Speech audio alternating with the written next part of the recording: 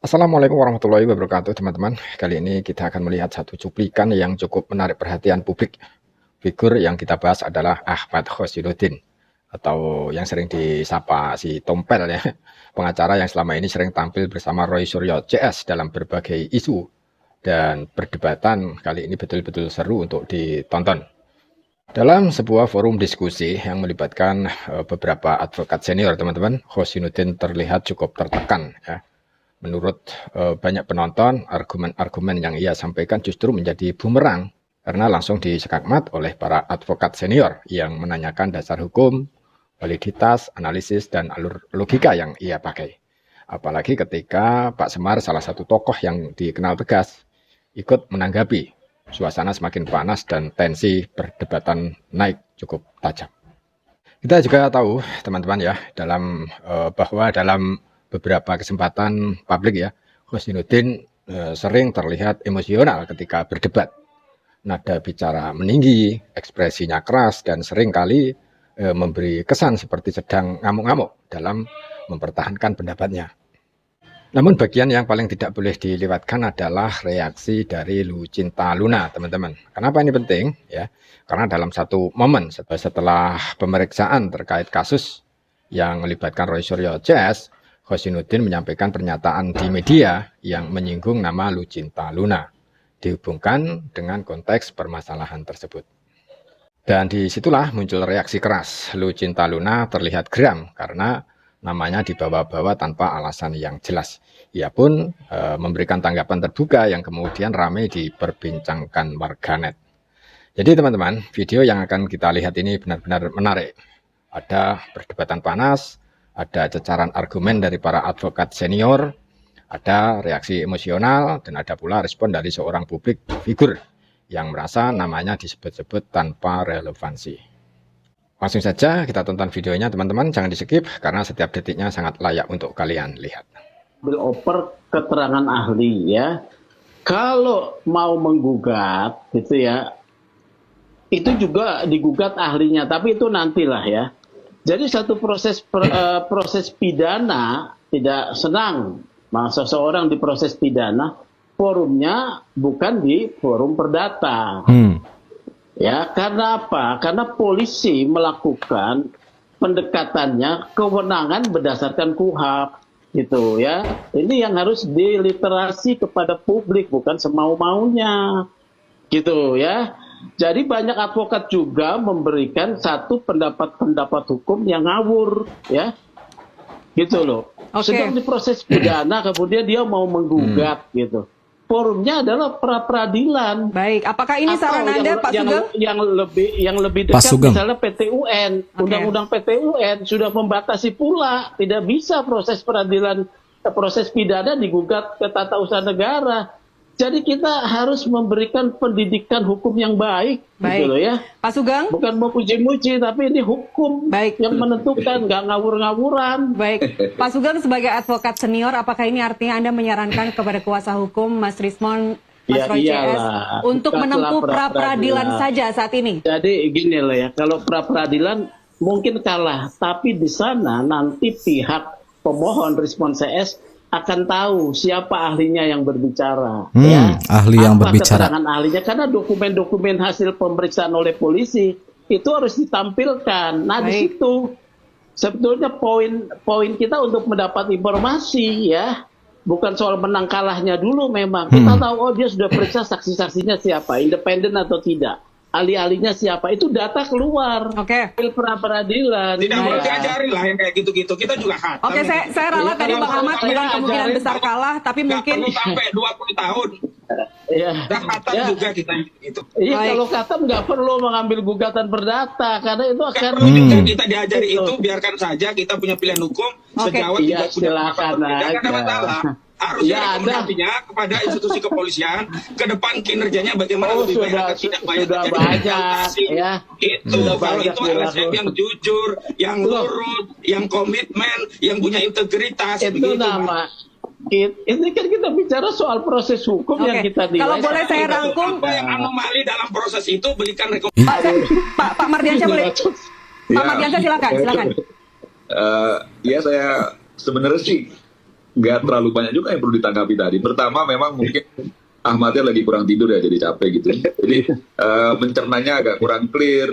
Karena yang saya pastikan itu kan Gak nyambung berarti ya? sejak awal kan disampaikan bahwa narasinya semua pejabat publik, mantan pejabat publik, itu masyarakat berhak untuk mengetahui termasuk hal-hal yang sifatnya privat, ijazah dan lain sebagainya. Oke. Nah terus dituding-tuding lah Pak Jokowi dan sebagainya. Nah pejabat negara itu banyak, nggak cuma presiden.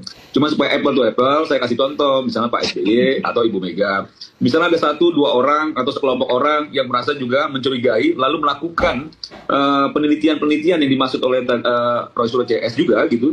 Terus ternyata dia merasa, wah ini ada yang kejanggalan dalam ijazahnya Pak Ibu Mega dan Pak SBY. Lalu pada titik tertentu cuma minta dengan diselesaikan dengan menunjukkan saja itu ijazahnya. Nah ini kan tidak ada satu konsekuensi yang akhirnya orang tidak punya kekhawatiran, tidak bisa sembarang menuding, menfitnah, atau melakukan apapun upaya yang tidak berdasarkan bukti yang kuat, kan gitu loh. Nah itu yang saya maksud tadi. Nah bicara soal proses yang sekarang berjalan, menurut saya silakan aja sih Roy Suryo dan kawan-kawan dan Ahmad sebagai pengacaranya untuk melakukan upaya apapun silakan.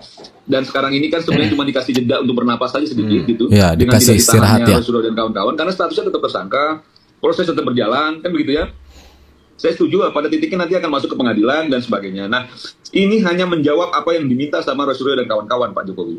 Waktu itu ngotot betul Roy Suryo dan kawan-kawan, jika memang ingin proses hukum, laporkan kami secara langsung dan dilaporkan langsung kok Pak Jokowi. Iya, ngomong dan Pak seperti Jokowi itu. merasa ketika dia sudah melaporkan, ya, dia ingin mempunyai ruang yang memang itu secara institusi negara itu memang diyakini bahwa itu harus kita percaya. Misalnya peradilan, dalam peradilan nanti ketika Pak Jokowi memang diperlukan untuk menunjukkan, akan dia tunjukkan tuh ijazahnya dan publik akan tahu. Dan pada titik itu kita semua minta, masyarakat semua minta, apapun yang diputuskan vonis, makanya bersiap-siap juga. Jangan suruh kita yang bersiap-siap untuk menerima kekalahan, karena yang terlihat kekalahan itu ada di kubunya Roy Suryo dan kawan-kawan. Kalau misalnya sudah divonis bersalah, jangan membangun narasi liar lagi. Kasihan publiknya, sudah capek juga. Karena kan ini udah tak bolak-balik terus Mbak. Dulu kita sudah dilaporkan, yakin tidak tersangka, sekarang itu sudah Pak Mardiansyah.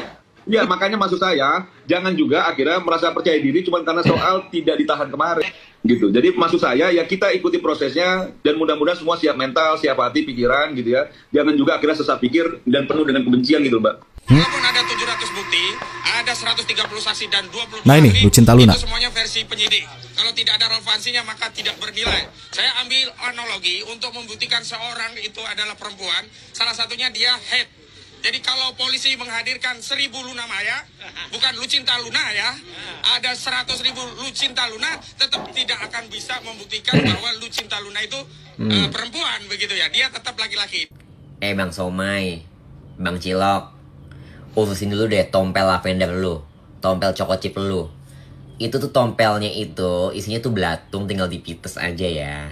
Masalah lu ya kan, lu lagi ngelindungin tuh siapa tuh, Roy Suryo, udah ditetapkan sebagai tersangka. Ngapain lu dateng ya kan, wartawan segitu banyaknya nyebut-nyebut pakai ngelawak lagi. Lu namanya iya tadi disebut gue yang nggak ada sangkut pautnya, nyebut nama gue Lucinta Luna.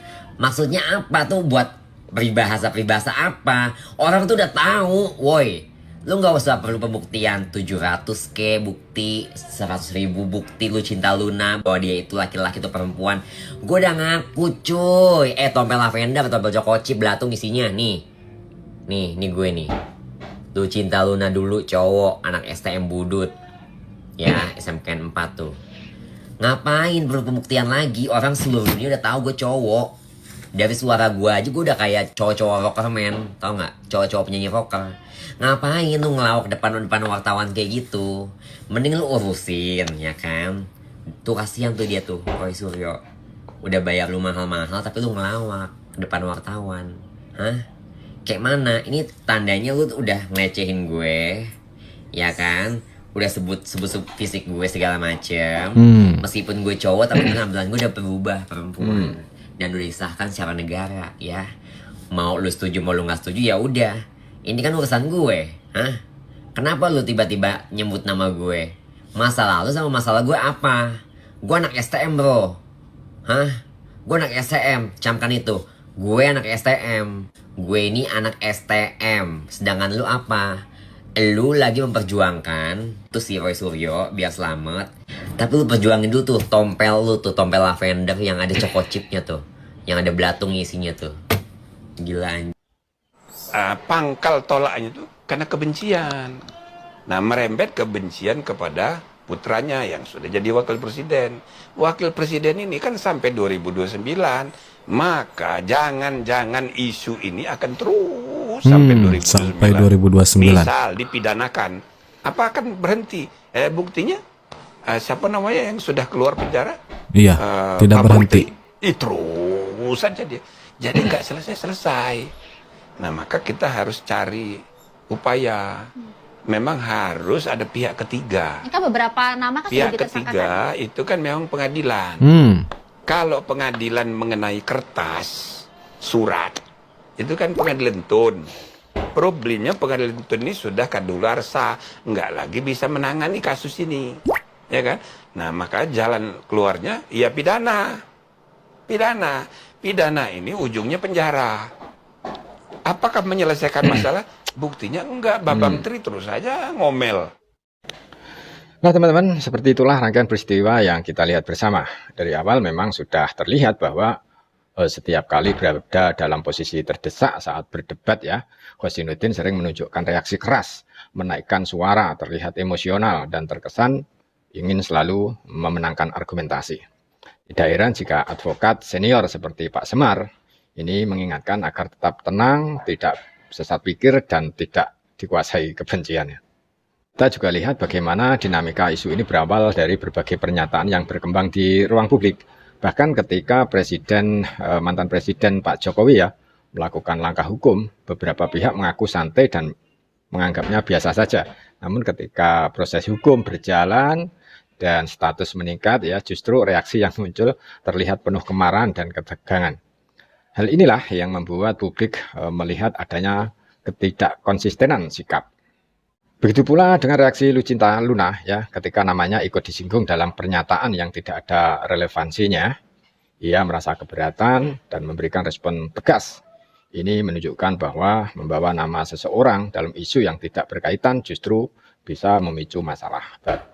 Dan teman-teman, dari keseluruhan rangkaian ini kita bisa melihat bahwa polemik tujuan terhadap ijazah Pak Jokowi ya, bukan hanya berhenti pada satu orang saja. Isunya melebar ke banyak figur, dan beberapa nama keluarga Pak Jokowi juga ikut disinggung dalam perdebatan publik. Padahal sampai sekarang pernyataan resmi pemerintah dan institusi pendidikan sudah berkali-kali menegaskan keabsahan dokumen tersebut. Pada akhirnya teman-teman, kebencian, prasangka, dan asumsi yang tidak berdasar ini hanya akan membuat seseorang melihat segala hal dari sudut yang keliru. Diskusi hukum seharusnya dibangun dengan data yang valid dan sikap profesional, bukan emosi, bukan serangan pribadi, dan bukan spekulasi yang menyesatkan. Semoga dari kejadian ini kita semua bisa mengambil pelajaran bahwa kebenaran tidak perlu dibentak-bentak dan tidak perlu dibalut drama. Yang dibutuhkan hanyalah logika, bukti, dan ketenangan dalam menghadapi persoalan. Teman-teman, itulah rangkaian yang bisa kita bahas pada kesempatan kali ini ya. Semoga semua perdebatan, dinamika, dan drama yang terjadi, kita jadi semakin paham bahwa kebenaran tidak perlu disertai teriakan, dan logika tidak bisa dikalahkan hanya dengan emosi. Siapapun yang tampil di ruang publik harus siap mempertanggungjawabkan setiap ucapan dan sikapnya. Semoga apa yang kita saksikan tadi bisa menjadi pelajaran bahwa proses hukum dan diskusi akademis ini memerlukan ketenangan, profesionalitas, dan data yang jelas, bukan prasangka dan bukan kemarahan. Terima kasih sudah menyimak hingga akhir teman-teman. Jangan lupa untuk like, share, dan subscribe agar channel Maret27 semakin berkembang dan terus menghadirkan narasi-narasi terbaik untuk kalian semua. Sampai jumpa di video berikutnya. Wassalamualaikum warahmatullahi wabarakatuh.